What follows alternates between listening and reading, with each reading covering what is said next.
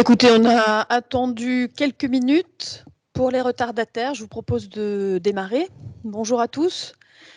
Bienvenue pour cette conférence de presse donc organisée par l'éco-organisme d'Astri. Je vais passer la parole à mon président, donc Monsieur Gégou. Avant ça, juste quelques petites informations d'organisation. Donc je vous propose, je pense que tout le monde a l'habitude de couper ses micros. On a prévu des questions et des réponses à la fin de cette présentation, mais si vous souhaitiez intervenir avant, n'hésitez pas. Levez juste la main pour qu'on puisse nous organiser et vous permettre de poser votre question. Donc, vous le faites à l'oral, à l'écrit, ce qui vous convient le mieux. Donc, voilà pour les petites explications d'organisation. Et je vous propose sans tarder, donc d'abord de présenter les participants. Donc, j'ai déjà introduit mon président, Monsieur Gégou, donc qui est également pharmacien responsable donc, dans une des entreprises adhérentes d'Astri. Et puis, nous aurons également aujourd'hui Marie-Laure Salvi, qui est la présidente de l'Association des diabétiques de Corse. Merci Marie-Laure. Et nous aurons également Pierre-Olivier Variot, donc le président d'un des deux principaux syndicats, enfin des deux syndicats, donc représentant la profession des pharmaciens, l'USPO. Merci Monsieur Variot. Merci à vous. Donc, sans plus tarder, une petite introduction donc, par le président, donc Monsieur Gégou. Bonjour à tous, vous m'entendez, oui. Bonjour à tous. Écoutez, moi je suis ravi que cette conférence de presse puisse se tenir. Pourquoi ? Parce que ce nouveau circuit de collecte dont nous allons parler est le signe d'une évolution, certes, lente, mais certaine de nos pratiques, dans le meilleur intérêt, bien sûr, des patients, mais aussi de l'ensemble de la société. Alors, rapidement, je vais vous parler quelques mots d'Astri. Ça fait maintenant plus de 10 ans que l'éco-organisme existe, missionné par les entreprises du médicament, mais aussi les fabricants de dispositifs médicaux, pour la collecte des fameux déchets d'activité de soins à risque infectieux pour les patients d'autotraitement, les DASRI PAT. Alors, vous le savez, cet éco-organisme est atypique puisqu'il est à la croisée de la santé publique et de l'environnement, ces deux ministères de tutelle. Et cette double qualité a développé des activités particulières qui nous ont permis, en 2021, de pouvoir renforcer nos activités, et notamment au plus fort de la pandémie. En 2021, l'éco-organisme a été sollicité donc, par le gouvernement pour collecter les déchets de soins liés à l'activité dans les pharmacies, les déchets donc, de Covid, tests et vaccins. Ce qui du coup, Dasri donc a répondu présent et avec réactivité et agilité a mis en place un circuit permettant effectivement aux pharmaciens de pouvoir éliminer ces déchets dont on sait qu'ils sont volumineux et a démontré que son utilité dans le cadre de la vie de la société. Par ailleurs, depuis déjà plusieurs années, nous voyons la multiplication de ce que nous appelions à un moment les DASRI complexes. Ces DASRI complexes dont les patients dont nous pouvons tous nous féliciter qu'ils existent et qu'ils se développent de plus en plus parce qu'ils permettent effectivement une meilleure gestion des maladies, une meilleure qualité de vie des patients, une meilleure observance et aussi ils facilitent grandement la vie des professionnels de santé. Et je n'oublie pas les aidants qui contribuent au traitement des patients. Pour collecter ces déchets, il a fallu attendre la promulgation de la loi AGEC,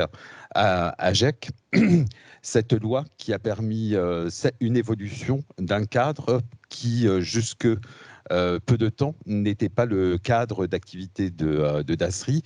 Et cette loi AGEC, maintenant, donne une place qui est renforcée et consacre les filières REP et particulièrement la filière Dasri pour faire évoluer, et c'est le sujet de notre conférence de presse, les pratiques autour de la collecte de ces déchets très innovants. Autre sujet, on sait que ce sujet de l'environnement est une préoccupation de la société d'une façon générale, mais aussi des patients qui chaque jour voient à l'occasion de leur traitement, génèrent des déchets qui sont nombreux, en voient l'impact, et depuis déjà plusieurs années, à travers des sondages, des questionnaires qu'organise Dasri, les professionnels de santé et les patients nous font savoir leurs préoccupations sur le devenir de ces déchets. Eh bien, aujourd'hui, nous avons la possibilité de leur répondre. Et maintenant que l'éco-organisme est agréé pour la collecte des équipements électriques et électroniques, Dasri va pouvoir pleinement participer à l'essor de l'économie circulaire. Laurence. Merci, Monsieur le Président. Pour cette introduction, on va rentrer maintenant dans le vif du sujet. Donc, ce nouveau circuit des dispositifs médicaux donc perforants associés à des équipements électriques et électroniques, qu'on a appelé effectivement complexe il y a déjà quelques années. Et je vais commencer par évoquer l'expérimentation sous statut dérogatoire qui a conduit à cette évolution réglementaire, puisqu'il y a 5 ans, nos entreprises sont venues nous voir en nous disant on a de nouveaux dispositifs médicaux perforants, mais qui ne sont plus seulement composés de plastique et de métal et qui intègrent des cartes électroniques et des piles.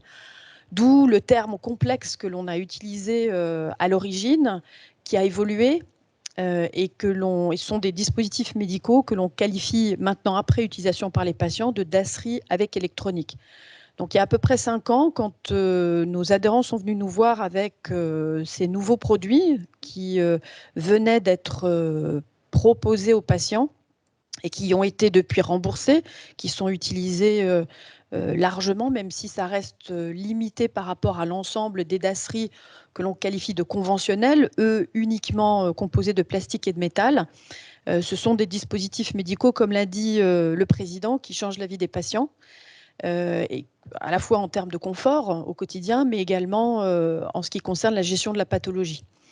Donc on a commencé par tester, expérimenter il y a 5 ans. Et cette expérimentation s'est si bien passée que le législateur a souhaité faire évoluer la réglementation pour nous permettre donc de prendre en charge la fin de vie de ces déchets différemment de ceux que l'on prend en charge habituellement, donc les DASRI conventionnels, puisque nous allons pouvoir les collecter et les envoyer vers un site de séparation pour recyclage. Et c'est ce que nous avons testé pendant 5 ans et que nous allons mettre en œuvre cette année, à la fois de matière pérenne, puisque l'éco-organisme est agréé depuis le 31/12 de l'année dernière pour prendre en charge ces déchets, et pour prendre en charge tous ces déchets, puisque l'expérimentation ne concernait qu'un seul produit. Donc une expérimentation qui a permis de collecter et de recycler plus de 13 millions de piles sur ces quelques années, et qui va donc s'inscrire dans la durée désormais en France, avec 2 produits. Donc un premier produit qui est celui qui a permis de tester, d'expérimenter ce nouveau schéma opérationnel, donc une pompe patch à insuline donc commercialisée par la société Insulette. Le deuxième produit est un capteur de glucose en continu donc commercialisé par la société DinoSanté et par la société Diabeloop. C'est un dispositif médical qui s'appelle Dexcom G6 et qui est fabriqué, donc, comme son nom l'indique, par la société Dexcom. Donc 2 produits qui peuvent constituer ensemble un pancréas artificiel, et c'est ce sur quoi travaille la société Diabeloop. Donc un schéma opérationnel qui s'inscrit dans celui existant. Donc le patient, pour lui, c'est transparent, puisqu'il va continuer à aller en pharmacie, donc chercher la boîte qui va lui permettre de trier et de stocker ses déchets. Donc la boîte jaune pour ces dispositifs médicaux perforants conventionnels, donc une fois utilisés à la maison, et la boîte violette, donc la nouvelle boîte violette, qui, elle, va servir aux patients à trier et à stocker ces dispositifs médicaux perforants, eux, avec électronique et piles. Donc une fois la boîte remplie, comme il a l'habitude de le faire avec sa boîte jaune, il va la rapporter en pharmacie et nous organiserons, comme on le fait pour les boîtes jaunes, donc la collecte. Ce qui va changer une fois les déchets enlevés en pharmacie, c'est le circuit final de la gestion de sa fin de vie, puisqu'on va, comme je l'évoquais, séparer les différents composants pour pouvoir les recycler. Je reviendrai plus spécifiquement sur ce sujet. En ce qui concerne les emballages, donc deux types d'emballages. Donc l'emballage destiné aux patients, la petite boîte violette, qui est fabriquée à partir de carton recyclé. 70 à 80% du carton utilisé dans cette boîte est du carton recyclé et les encres sont des encres végétales. L'autre emballage, c'est le grand carton qui, lui, concerne les pharmacies. Le même type de carton que celui qu'il a déjà l'habitude, que le pharmacien a déjà l'habitude d'utiliser, un grand carton de 50 litres. La différence, c'est que celui-ci est violet pour permettre de distinguer les deux flux, donc d'acerie conventionnelle, d'acerie avec électronique, puisque ces deux types de déchets ne suivent pas le même circuit en ce qui concerne la gestion de leur fin de vie. Donc, petite aparté très opérationnel concernant les pharmaciens. Donc, les pharmaciens, pour tous ceux qui ont déjà participé à l'expérimentation, environ 7000 pharmacies, ils ont déjà reçu un kit composé d'un grand carton et de 5 petits cartons à distribuer aux pharmacies. Une fois ces 5 petits cartons distribués aux patients et rapportés en pharmacie, le pharmacien devra, et c'est le calendrier de collecte que nous avions, sur lequel nous étions appuyés pendant l'expérimentation et qui va être maintenu, devra donc nous signaler que ces cartons doivent être enlevés 2 fois par an. Prochaine opération au mois de juin, dernière opération de l'année au mois de novembre-décembre. Donc, des fiches pratiques ont été envoyées également aux pharmaciens donc pour les informer du fonctionnement de ce nouveau circuit qui ne change pas beaucoup par rapport au précédent, si ce n'est en ce qui concerne la couleur du grand carton et l'emballage à distribuer aux patients qui désormais est disponible en pharmacie. Il était précédemment distribué par l'entreprise qui a travaillé avec nous dans le cadre de l'expérimentation par les prestataires de santé à domicile. Et jusqu'à la fin de l'année, le petit carton qui était distribué donc, par les prestataires sera bien sûr accepté en pharmacie comme il l'a été pendant 4 ans. Donc, petit carton violet, grand carton violet, un kit composé donc d'un grand carton de 5 petits cartons qui a été envoyé de manière poussée aux 7000 pharmacies qui ont participé à l'expérimentation. Les autres peuvent d'ores et déjà commander ces petits cartons à distribuer aux patients sur leur site de commande, comme elles commandent déjà leur boîte jaune. En ce qui concerne le grand carton, il sera renouvelé comme les grands cartons jaunes par l'opérateur qui vient collecter sur le principe du 1 pour 1. J'enlève un carton plein, je remets au pharmacien un carton vide. En ce qui concerne la séparation pour recyclage, donc, nous allons mettre en place en France l'expérimentation ne nous avait pas permis pour la partie finale de tester cette séparation pour recyclage en France. Elle était réalisée en Suisse jusqu'à la fin de l'année dernière. Donc à partir de cette année, plus vraisemblablement en début d'année prochaine, elle se fera en France sur un site donc, qui sera implanté en Bourgogne-Franche-Comté.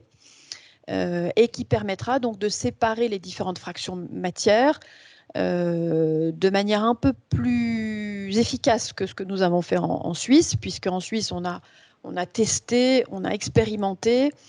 En France, on sera en capacité de séparer 4 fractions matières, donc issues des dispositifs médicaux que j'ai évoqués.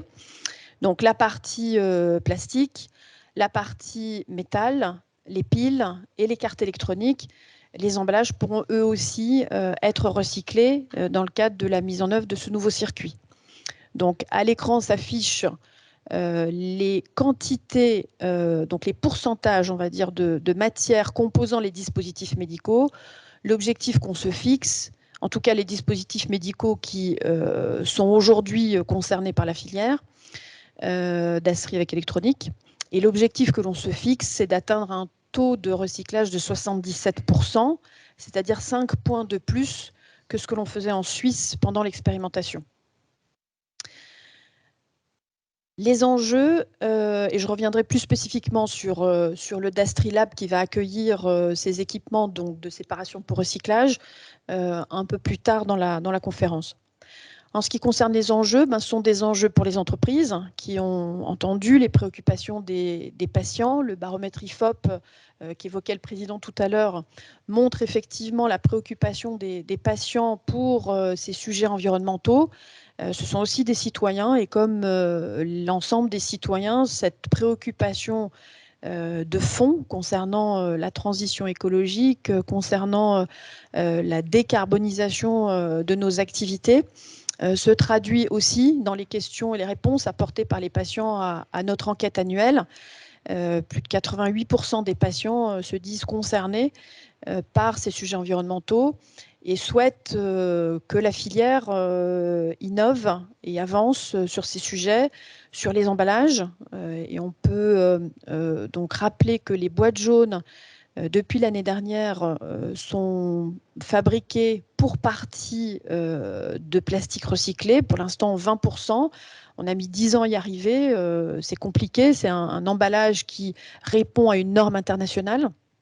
Mais on a réussi à intégrer du plastique recyclé et on va faire évoluer à la hausse ce pourcentage dans les années à venir.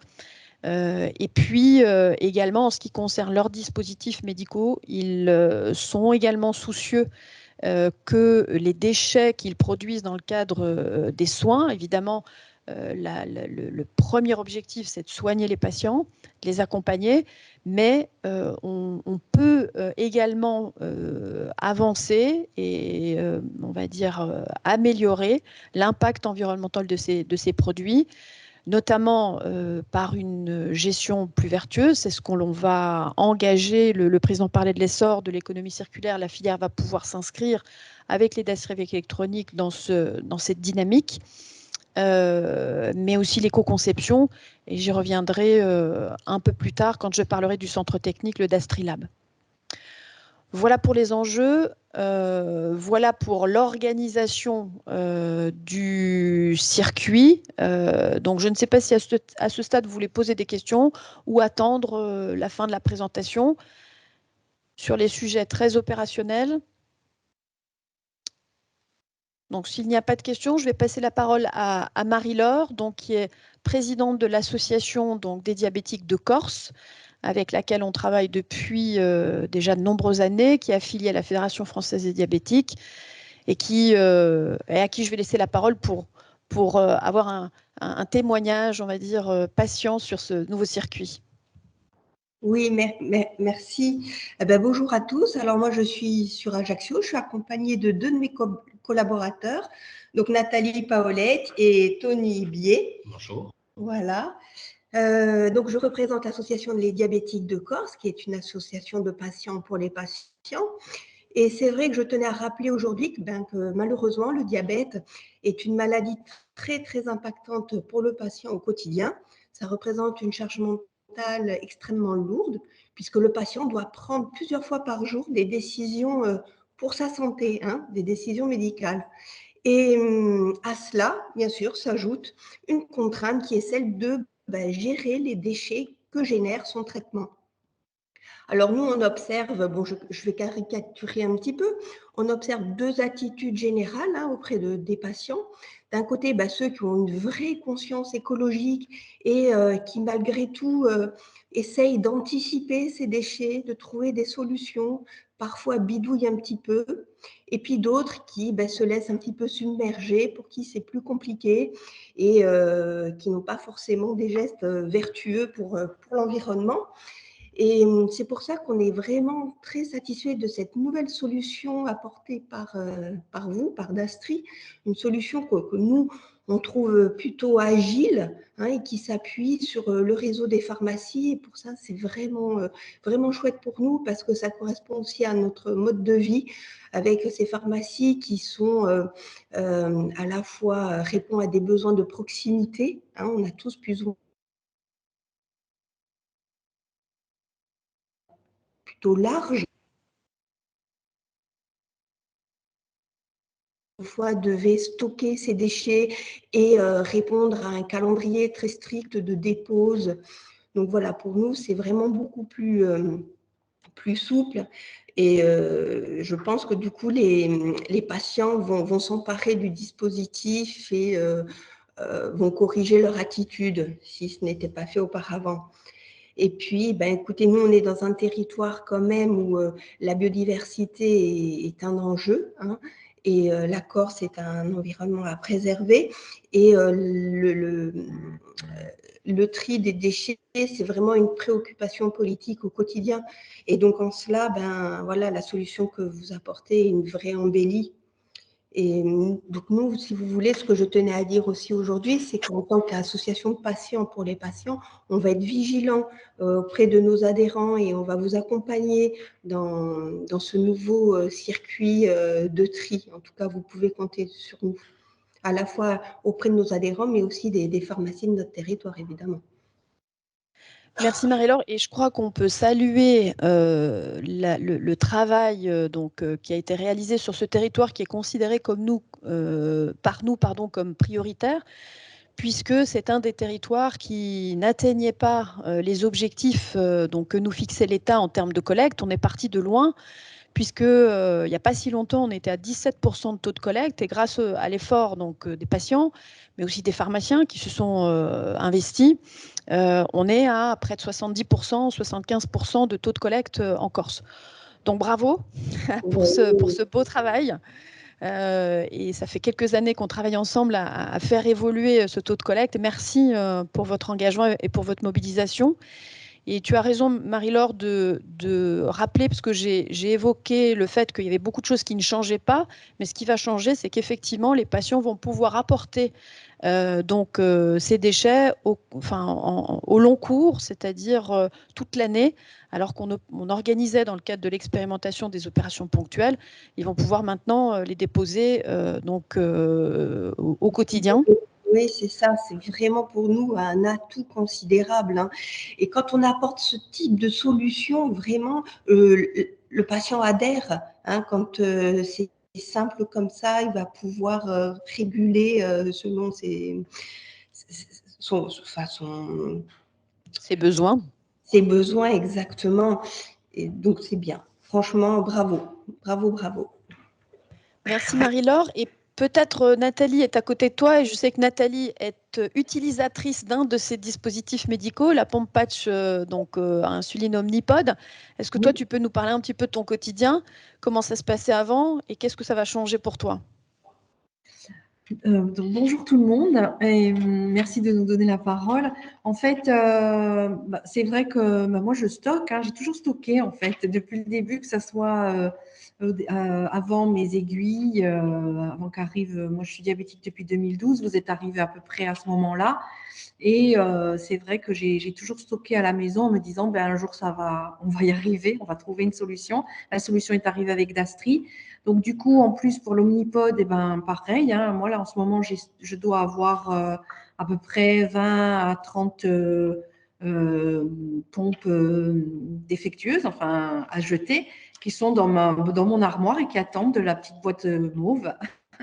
Voilà, hein, et je suis très ravie de pouvoir enfin les donner en pharmacie et comme vous disiez, tout au long de l'année, quoi. Ne pas attendre une période. Voilà. Et que les pharmaciens soient surtout au courant, voilà, de cette solution, parce qu'on avait souvent des retours en nous disant non, le pharmacien, il ne veut pas, parce qu'à l'époque, il y avait la boîte marron là, qu'on nous donnait, et souvent des pharmacies n'étaient pas. Alors, soit ils n'étaient pas au courant, soit, peu importe. En tout cas, il y avait des difficultés. Là, je pense que ça ira tout seul, au fil de l'eau. C'est super. Merci beaucoup. Nathalie, la transition est toute faite pour passer la parole donc à Monsieur Variot, qui est président de l'USPO, qui est pharmacien en Bourgogne-Franche-Comté, et qui va peut-être également nous apporter un témoignage sur la manière dont ça se passait avant et dont ça va se passer, et son sentiment sur la manière dont ça va s'organiser. Merci Madame Bourret. Bon, bonjour à toutes et tous et merci pour cette conférence. Alors oui, je pense que l'évolution elle est inéluctable. On voit bien que les déchets électroniques sont des nouveaux déchets, que ces déchets rentrent dans le parcours de soins du patient de plus en plus, et le fait de le ramener à la pharmacie a un énorme avantage d'anonymiser l'utilisation des déchets. Contrairement à certains parcours qui se mettent en place où vous devez renvoyer directement chez le fournisseur des enveloppes avec vos produits, vos capteurs dedans, et qui ne sont pas du tout anonymes, puisque le laboratoire sait exactement ce que vous avez consommé, combien et quand, et c'est des données de santé qui ne doivent pas être transmises. Donc c'est important de les ramener en pharmacie pour anonymiser ça. On voit que le tri est de plus en plus intelligent et de plus en plus complexe maintenant, qu'il va y avoir cette nouvelle boîte qui va arriver. Et c'est un peu à l'image de l'évolution du métier de pharmacien, qui est de plus en plus complexe et de plus en plus large et de plus en plus en adéquation avec ce que les patients attendent de nous en termes d'accompagnement, en termes de prise en charge. Alors, je sais que ça n'a rien à voir avec Dasri, mais vous savez que dans la convention que nous venons de signer avec l'assurance maladie, il est écrit en intention de pouvoir faire un accompagnement des patients diabétiques à l'aube 2023-2024. C'est quelque chose qui nous a été beaucoup demandé par France Asso Santé en particulier, qui voulait absolument qu'on puisse accompagner ces patients par un entretien, comme on le fait aujourd'hui pour les bilans partagés de médication ou les AVK. Je pense que le fait d'être intelligent, ça doit aller jusqu'au bout et de voir comment on peut faire pour nous aussi pouvoir faire prendre en charge nos déchets issus d'une activité nouvelle. Le fait de faire venir un seul camion est éco-responsable aussi, et de voir comment on peut faire évoluer cette chose pour qu'il y ait qu'un seul passage d'un éco-organisme pour prendre à la fois Dasri et à la fois nos déchets de soins, et ainsi rentrer encore plus dans l'écologie. Et je pense que, enfin, moi, je fais confiance à tout le monde autour de la table pour trouver une solution intelligente et pas trouver une solution qui risque de pénaliser tout le monde au bout du compte. Dasri parce qu'on risque de mettre en place des facturations, et les patients parce que les gens arrêteront de faire. Donc, soyons intelligents jusqu'au bout. Maintenant, concernant cette nouvelle disposition, pour moi, c'est, je pense, effectivement, comme vous l'avez dit, madame, il va falloir en parler parce qu'on n'était pas au courant, et beaucoup de patients qui avaient des traitements avec de l'électronique ne nous le ramenaient pas et ne nous posaient même pas la question. Pour eux, je sais pas par quel circuit ils éliminaient leur traitement, leurs déchets, mais en tout cas pas par le circuit pharmaceutique. Donc, je pense qu'il va falloir excessivement bien communiquer pour qu'on puisse dire aux patients, vous avez la possibilité de nous ramener ces déchets, faites-le, ça va dans le sens du progrès et dans le sens de l'intelligence, donc faites-le. Merci Monsieur Variot. Là, vous me faites aussi une belle transition puisqu'on va parler de la campagne de communication qui a vocation effectivement à informer l'ensemble des acteurs de l'existence de ce nouveau circuit et aussi de ses modalités de fonctionnement. Donc vous l'avez évoqué, toutes les pharmacies, tous les patients n'étaient pas forcément informés de l'expérimentation parce que cela restait une expérimentation. Aujourd'hui, dans le cadre de l'agrément de l'éco-organisme, on est sur un dispositif national, collectif, qui va faire l'objet donc d'une communication assez significative. Et on va vous présenter le visuel de cette création. Vous l'avez dit, dans le baromètre IFOP, 27% des patients interrogés donc, suggèrent de recycler leurs dispositifs médicaux. Et 80% déclarent de ne pas savoir quoi faire de leur Dasri avec électronique. Donc, c'est aujourd'hui le temps de lancer une communication importante, impactante, pour permettre donc aux patients, mais aussi à l'ensemble des acteurs de la filière, de connaître donc le lancement de ce circuit et ses modalités de fonctionnement. Donc aujourd'hui, c'est le jour du lancement. On sera dès cet après-midi, on est d'ailleurs déjà présent ce matin, mais on y sera, moi j'y serai personnellement cet après-midi et le reste de la semaine au congrès de la Société francophone du diabète, donc, où nous présenterons cette nouvelle boîte violette aux participants, donc plutôt des professionnels de santé. Nos adhérents seront présents également et nous accompagnerons dans la diffusion de cette information.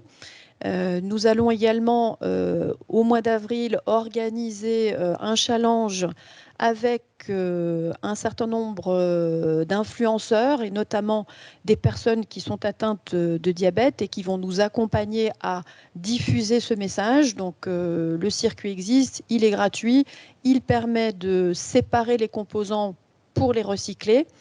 Et c'est aujourd'hui, c'est maintenant. Les petites boîtes violettes sont déjà en pharmacie. Et si elles ne le sont pas parce que la pharmacie n'a pas participé à l'expérimentation, elle peut les commander dès aujourd'hui et les recevoir en 5 jours ouvrés. On aura également un temps fort en juin avec le mois violet, dans le cadre d'un partenariat notamment avec Top Santé. On essaiera également d'être présent pour informer les patients, informer les pharmaciens, informer les autres acteurs de la filière. J'ai cité tout à l'heure les prestataires de santé à domicile et je vois que Julien de la Fédé PSAD est présent. Ils ont fait un beau travail à la fois sur la filière des dasseries conventionnelles, puisque c'est eux, il faut le rappeler, qui distribuaient la petite boîte jaune avant que l'éco-organisme et que ce dispositif collectif national soit mis en place. De la même manière, c'est eux qui distribuaient le petit carton marron qu'évoquait Nathalie tout à l'heure avec la pompe Omnipod. Et c'est eux qui vont continuer à accompagner les patients donc pendant cette période de transition, notamment leur distribuant un petit support de communication, un petit flyer patient qui explique aux patients ce qu'il doit faire.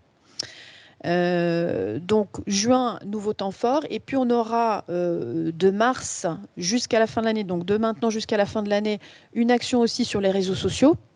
On sera présent sur 3 médias, donc Twitter, Facebook et LinkedIn.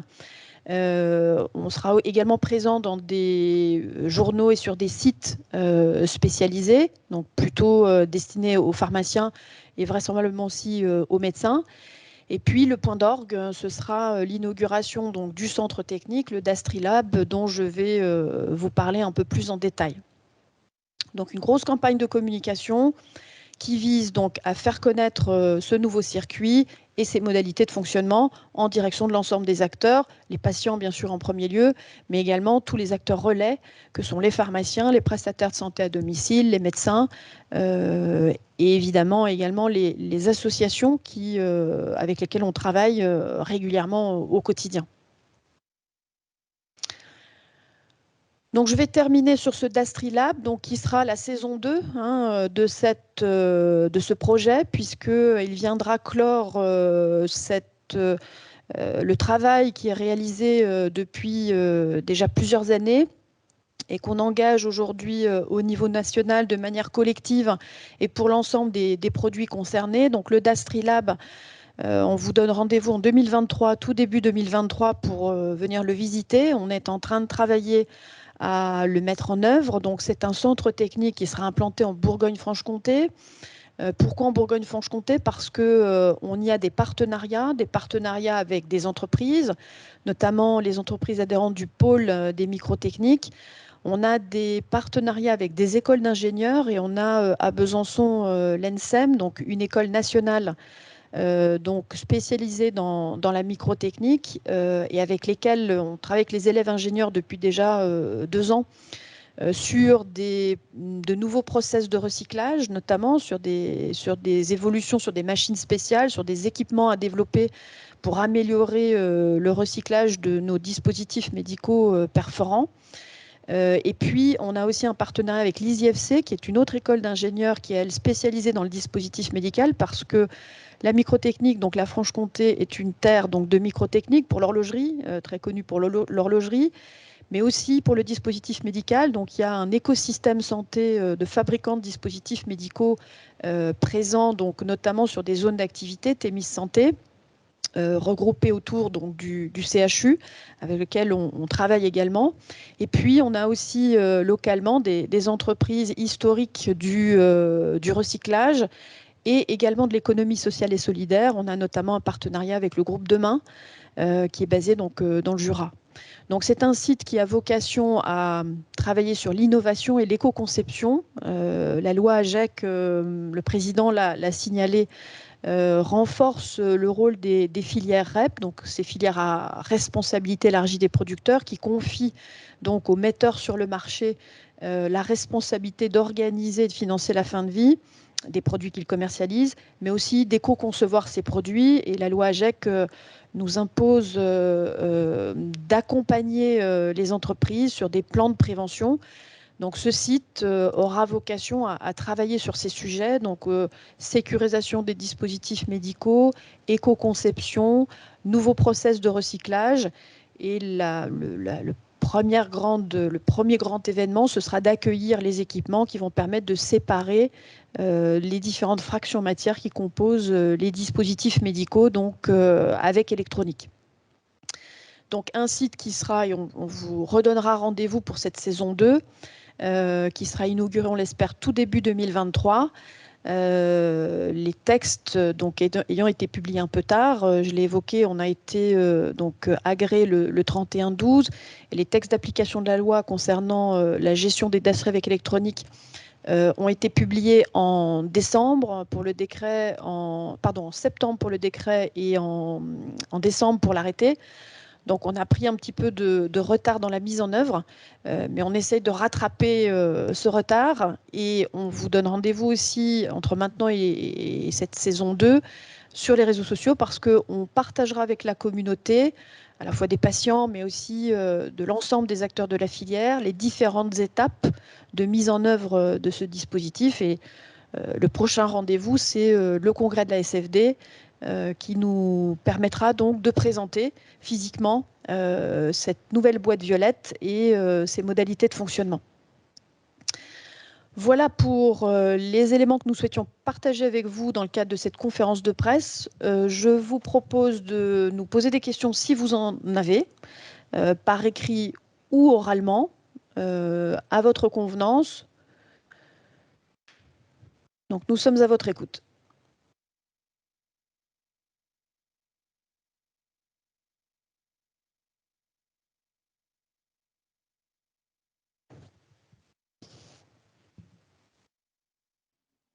Oui, bonjour, Mathieu Vandenrich pour le Moniteur des pharmacies. Alors, j'ai des questions pratiques pour les pharmaciens. Donc, à chaque fois, on commande un kit, on reçoit donc un grand carton et 5 petits. C'est bien ça. Donc, à chaque fois, quand on commande, on reçoit l'ensemble.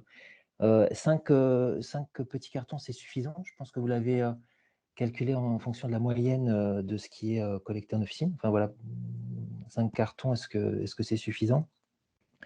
Et oui, alors peut-être. Non, je vous en prie, Bon, terminez. sur la question du retrait donc, en officine, donc en juin, et donc 2 fois par an, donc cette année en juin, en novembre, décembre, c'est en même temps que les cartons jaunes. Je ne me souviens plus du rythme de retrait des cartons de DASRI conventionnels. Et puis sur les produits qui sont retirés, donc en fait pour l'instant il n'y en a que 2, c'est bien ça, enfin 2 types, il y a une pompe patch et un système de capteur de glucose.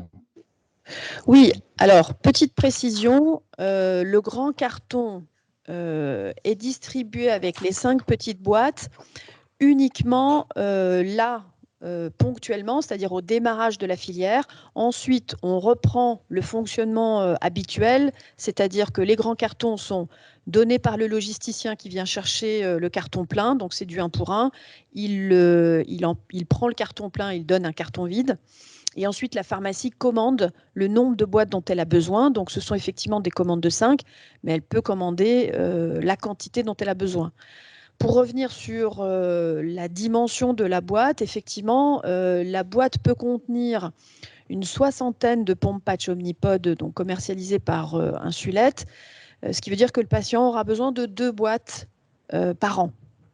En revanche, pour le capteur donc de glucose en continu G6, donc fabriqué par Dexcom et distribué par DinoSanté et Diabeloop, là, on va avoir, et vous voyez à l'écran les produits, là, on va avoir besoin de 3 à 4 cartons par an, puisqu'on va prendre à la fois la partie perforante qui permet d'insérer la partie avec électronique. Donc, on parle de l'applicateur ou de l'inserteur associé au transmetteur. Et donc, la loi AGEC donne une base législative à ces nouveaux dispositifs médicaux. On parle donc de dispositifs médicaux perforants associés à un équipement électrique électronique. Donc là, pour le capteur de glucose en continu, donc commercialisé, enfin fabriqué par Dexcom, on est sur un volume un peu plus important puisqu'on aura entre 3 et 4 boîtes par an. Et quand on est sur un mix, parce que je l'ai évoqué, les deux associés sont finalement représentent le pancréas artificiel, et donc des patients vont être équipés à la fois du capteur qui va permettre donc de mesurer le taux de glycémie ou le taux de glucose, et à la fois d'injecter de l'insuline avec la pompe. Eh bien, il utilisera vraisemblablement un peu plus de carton. Difficile à dire aujourd'hui dans quelle proportion. On va tester tout ça, et bien sûr, on cherchera, comme on l'a fait depuis 10 ans sur la filière conventionnelle, à améliorer à la fois la logistique et à la fois les références de boîtes qui seront proposées. Donc ça, c'était pour le volume. Et il me semble qu'il y avait une troisième question, c'est sur les deux produits. Donc oui, il y a effectivement 2 produits aujourd'hui qui sont concernés et potentiellement d'autres qui sont en cours d'autorisation de mise en marché. C'était ça que je voulais rajouter, juste pour dire qu'on a potentiellement bien plus de patients qui vont arriver, puisqu'il y a deux autres pancréas artificiels qui arrivent sur le marché, un développé par Air Liquide et l'autre par Medtronic, qui devra arriver dans les semaines qui viennent. Donc ça risque de faire beaucoup plus de volume après. Merci, Monsieur Vario. Marie-Laure, tu voulais intervenir? Oui, en fait, c'est moi un petit peu dans la continuité de la question qui a été posée précédemment. Je voulais voir avec vous pour la première année de mise en place donc des boîtes violettes. Pour tous les diabétiques qui, comme Nathalie et moi, stockons, ne craignez-vous pas qu'il y ait un afflux de produits en fin de vie déposés chez les pharmaciens? Est-ce que du coup, la collecte biannuelle pour la première année ne va pas être trop limitée, trop juste?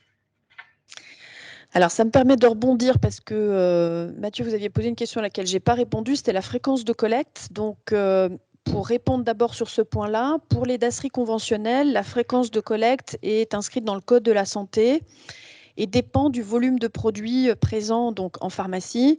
Donc, on a des fréquences de collecte qui peuvent aller de la semaine au semestre, en passant par le trimestre et parfois le mois ou tous les 2 mois, donc en fonction des territoires.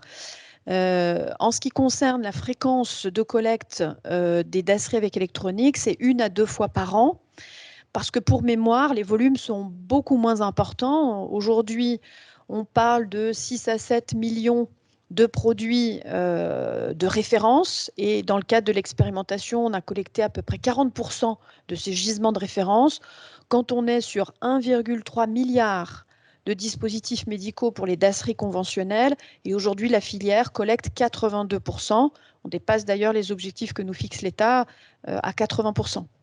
Donc les volumes sont beaucoup plus limités, en tout cas pour démarrer. On est sur des produits qui vraisemblablement vont se développer, puisque les objets connectés en santé sont de plus en plus présents dans le quotidien des personnes atteintes de différentes pathologies. Mais pour l'instant, ça reste des volumes qui sont relativement circonscrits. Par ailleurs, l'expérience que l'on a de la mise en place de la filière des DASRI conventionnelles, on avait imaginé mettre en place des opérations de déstockage au démarrage qui finalement se sont avérées inutiles. Donc, je pense que les bons élèves comme vous ne courent pas forcément les rues, et que le stock de produits chez les patients n'est pas si significatif que ça, dans la mesure où il y avait quand même une expérimentation qui existait depuis 4 ans et sur laquelle on n'a pas, on va dire, communiqué aussi largement et de manière aussi puissante que ce que l'on va faire, mais qui était quand même relativement connue des patients. Merci.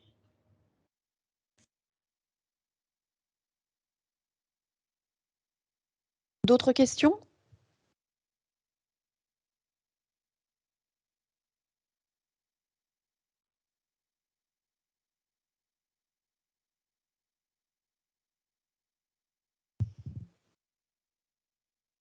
Bon, écoutez, je pense que on va s'arrêter là. S'il n'y a pas d'autres questions, il me reste à vous remercier donc pour votre participation à cette conférence. Les journalistes donc recevront un communiqué ainsi qu'un dossier de presse. Ce seront des documents qui seront de toute façon disponibles sur notre site pour les autres participants à la conférence qui seraient intéressés par ces informations un peu plus détaillées dans le dossier de presse. Merci beaucoup, merci pour votre participation et on compte sur vous pour relayer donc l'information et pour participer, pour ceux qui sont concernés, au fonctionnement de ce dispositif. Merci beaucoup, très bonne fin de journée. Peut-être si le président veut faire un petit mot de conclusion.